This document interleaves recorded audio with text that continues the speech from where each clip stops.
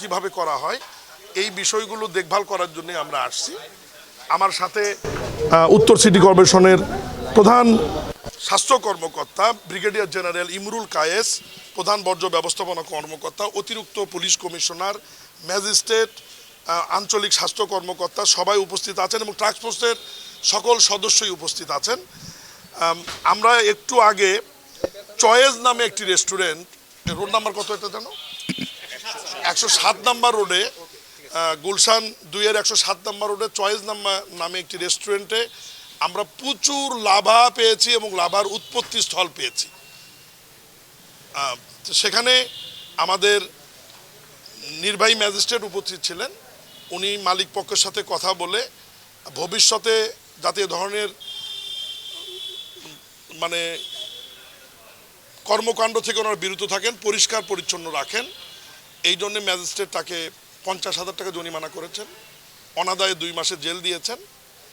এরপরে আমরা আরও 2-1টি জায়গায় গিয়েছি, এখানেও এসছি।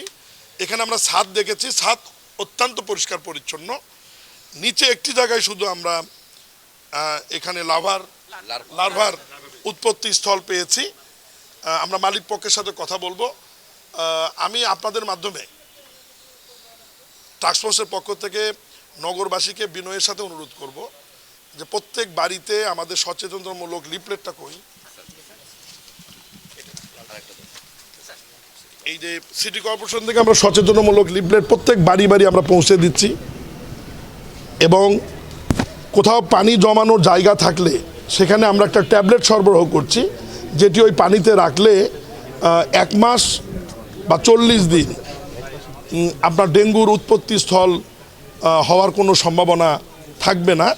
তো এই বিষয়গুলো আমি বিনয়ের সাথে ঢাকা বসবাসকারী মহানগরবাসীকে আমি অনুরোধ করব, আপনাদের এই যে ডেঙ্গুর উৎপত্তি স্থল, পানি যেখানে স্বচ্ছ পানি যেখানে থাকে, এই জায়গাগুলি অনুগ্রহপূর্বক আপনার নিজ দায়িত্বে পরিষ্কার পরিচ্ছন্ন করবেন। সিটি কর্পোরেশনের সহায়তা লাগলে উত্তর এবং দক্ষিণ সিটি কর্পোরেশনের স্বাস্থ্য বিভাগ এবং বর্জ্য ব্যবস্থাপনা বিভাগ আপনাদেরকে সহায়তা করবেন। এই যে দেখুন, এটা ইচ্ছাকৃত না, কিন্তু এত সুন্দর একটা বিল্ডিং, আমরা পুরো বিল্ডিং কিন্তু ঘুরে দেখেছি, কোথাও কিন্তু আমরা পাইনি। কিন্তু এই ছোট্ট একটা বালতির মধ্যে অসচেতনভাবে এই পানিটা রেখেছে এবং সেই জায়গাতেই আমরা ডেঙ্গু মশার উৎপত্তি স্থল আবিষ্কার হয়েছে। এই যে ছোট্ট একটি বিষয়, এই বিষয়গুলোই সবার নোটিশে আপনাদের মাধ্যমে নিয়ে আসবার জন্য আমাদের এই জাতীয় টাস্কফোর্সের কার্যক্রম, এবং এটা অব্যাহত থাকবে। আমরা প্রত্যেক সপ্তাহে 2-3 দিন বিভিন্ন জায়গায় যাব, সচেতনতা বৃদ্ধির জন্য সবার সাথে কথা বলবো। এবং আমি সবার কাছ থেকে সহযোগিতা বিনয়ের সাথে আমি আবারও কামনা করছি যে, আর ডেঙ্গু মশা আপনারা অনেকেই জানেন, তারপরেও আমি বলছি যে জন্মগ্রহণের সাথে সাথে ও নতুন প্রজনন তৈরি করবার জন্য মানুষের রক্ত খোঁজে। মানুষের রক্ত যতক্ষণ পর্যন্ত সে খেতে না পারবে ততক্ষণ পর্যন্ত সে নতুন প্রজনন করতে পারবে না। এই কারণে দিনের বেলা ও ঘুরে বেড়ায়। আর এরকম একটি অভিজাত এলাকায় যদি এরকম হয়, অনেক গুরুত্বপূর্ণ ব্যক্তি বা সাধারণ মানুষ আমাদের আক্রান্ত হওয়ার সম্ভাবনা থাকবে। আমি বিনয়ের সাথে আবারও সবাইকে তার বাড়ির আঙ্গিনা, নিচে, ওপরে, বেলকুনিতে যদি টবে পানি, স্বচ্ছ পানি কোথাও থাকে, এই জিনিসগুলো সবসময় পরিষ্কার পরিচ্ছন্ন রাখবেন। এবং কোথাও যদি পানি রাখতে হয়, সেই পানিতে আমাদের সরবরাহকৃত ট্যাবলেট আপনার প্রয়োগ করবেন, যাতে ওই ট্যাবলেট থাকলে 1 মাস বা 40 দিনে ওর মধ্যে আপনার ডেঙ্গু মশার উৎপত্তি হওয়ার কোনো সম্ভাবনা থাকবে না। ধন্যবাদ। সচেতনতা বৃদ্ধি করা যায়, এডিস মশার উৎপত্তি স্থল লার্ভাগুলি কিভাবে যাতে ধ্বংস করা যায় এবং লার্ভাগুলি যাতে উৎপত্তি না হতে পারে, এই বিষয়গুলি নিয়ে আমাদের বিস্তারিত আলোচনা হয়েছে। সেখানে আমরা সকল সিটি কর্পোরেশন, পৌরসভা এবং দেশব্যাপী আমরা দিক নির্দেশনা মাননীয় মন্ত্রী মির্জা ফখরুল ইসলাম আলমগীর মহোদয় দিয়েছেন। এবং ওই মিটিংয়েই শুধুমাত্র ঢাকা মহানগরে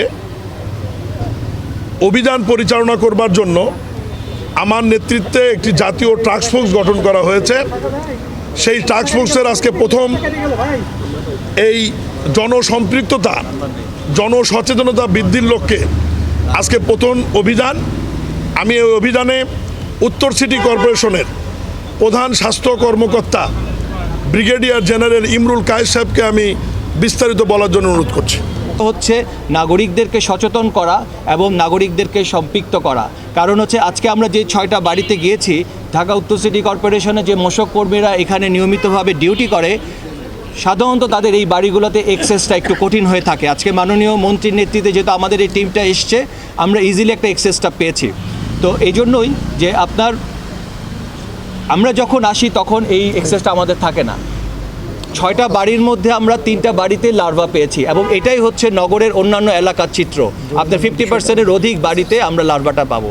এই লার্ভাটা যদি আমাদের যারা নাগরিকগণ আছেন তারা যদি নিজেরা যদি উদ্যোগী হয়ে নিজের বাড়ির চারপাশটা, নিজের ছাদ বাগান, নিজের যে আপনার বেসমেন্ট, সিঁড়িঘর, এগুলো যদি পরিষ্কার পরিচ্ছন্ন না রাখে, এগুলো যদি শুকনা না রাখে, তাহলে এই এডিস মশা দূরকরণ শুধুমাত্র সিটি কর্পোরেশনের পক্ষে দূর হয়ে যাবে। সুতরাং আজকে আমরা আহ্বান জানাচ্ছি যে আপনার নিজ নিজ বাড়ি, নিজ নিজ ছাদ বাগান, বেসমেন্ট, সিঁড়িঘর, এই জায়গাগুলোকে আপনারা শুকনো রাখুন, পরিষ্কার রাখুন এবং যে অপ্রয়োজনীয় যে জিনিসগুলো আছে, অপ্রয়োজনীয় টায়ার, যেগুলো ফেলে দেওয়া কমোড, পাত্র, বিভিন্ন রকমের ডিসপোজেবল পাত্র, এই জিনিসগুলোকে সরিয়ে ফেলুন। কারণ বৃষ্টি হলে এখানে পানি জমে